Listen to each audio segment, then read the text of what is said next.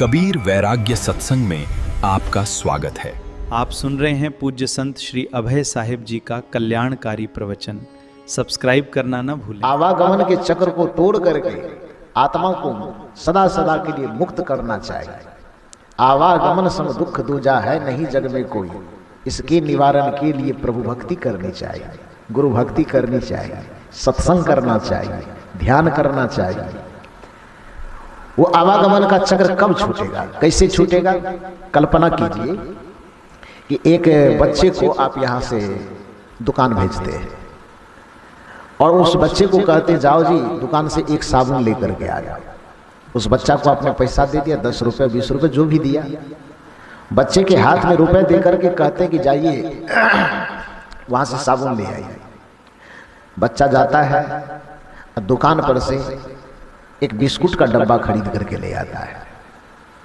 आपके पास वो लौट के आया, आपके हाथ में बिस्कुट का डब्बा थमा दिया। आप उस बच्चे को क्या कहेंगे? मारेंगे तो नहीं, डांटेंगे भी नहीं, क्योंकि बच्चा है। आप इतना ही कहेंगे कि बेटा मैं आपको साबुन लाने के लिए भेजा था, आप बिस्कुट लेके क्यों आ गए? ये लो, फिर दुकान जाओ, लौटा करके वहां से साबुन लेकर के आना। बच्चे को फिर वहां भेज देंगे। बच्चा वहां जाएगा, दुकानदार को कहेगा बिस्कुट नहीं चाहिए, कुछ मेरे दादाजी या मेरे पिताजी कुछ दूसरा चीज मांग रहे हैं वो दीजिए। दुकानदार फिर नहीं समझ पाया कि क्या देना चाहिए, इस बार वो सिगरेट का डब्बा दे देता है, वो लेकर के आता है। फिर आपके हाथ में देता है कि दादाजी पिताजी यही चाहिए था क्या, ये लीजिए। आप क्या कहेंगे? अरे बदमाश, हमको साबुन की जरूरत थी तो ये सिगरेट का डब्बा कैसे ले आया?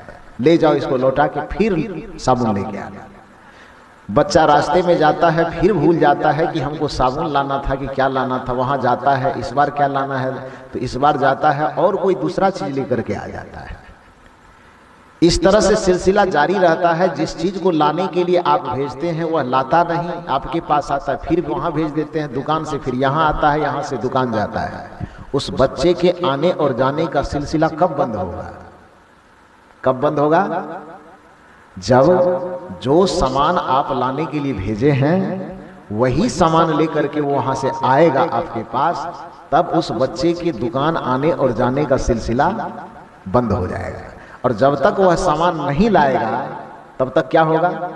ना आप यहां रुकने देंगे ना वो दुकान पे जाके रुकेगा। वो तब तक यहाँ से वहां, वहां से यहाँ, यहाँ से वहां, वहां से यहाँ आना जाना लगा रहेगा। और ये आने जाने की जो प्रक्रिया है इसी को संस्कृत में आवा और गमन कहते हैं। आवा का मतलब आना, गमन का मतलब जाना। जब तक एक जगह से दूसरे जगह आने और जाने की क्रिया जारी रहेगी तब तक की स्थिति को आवागमन कहा जाता है। तो जैसे बच्चे के साथ यह घटना घटती है उसी तरह से हम तमाम मनुष्य के आत्मा के साथ यही घटना घटती है। कबीर साहब कहते हैं कि इस आवागमन के चक्र को मिटाना चाहते हो तो इतना ज्ञान करना होगा। आए हो तुम कहां से और जा रहे कहां? तुम कहां से आए हो, तुम्हें जाना कहां है? तुम मानव जन्म धारण करके क्यों आए हो संसार में? आत्मा क्या है, शरीर क्या है, मैं कौन हूं, जगत क्या है, जगत और मेरा संबंध क्या है, बंधन क्या है, बंधन से मुक्ति कैसे होगी, दुख क्या है, दुख का कारण क्या है, दुख का निवारण कैसे होगा, इन सारे तत्वों पर विचार करना पड़ेगा, तभी आवागमन से मुक्ति मिल सकती है। सदगुरु कबीर कहते हैं आए हो तुम कहां से और जा रहे कहां? इतना तो दिल विचार लो, इतना तो दिल विचार लो, बस हो गया भजन। आदत बुरी सुधार लो, बस हो गया भजन। मन की तरंग मार लो, मन की तरंग मार लो, बस हो गया भजन। आदत बुरी सुधार लो, बस हो गया भजन।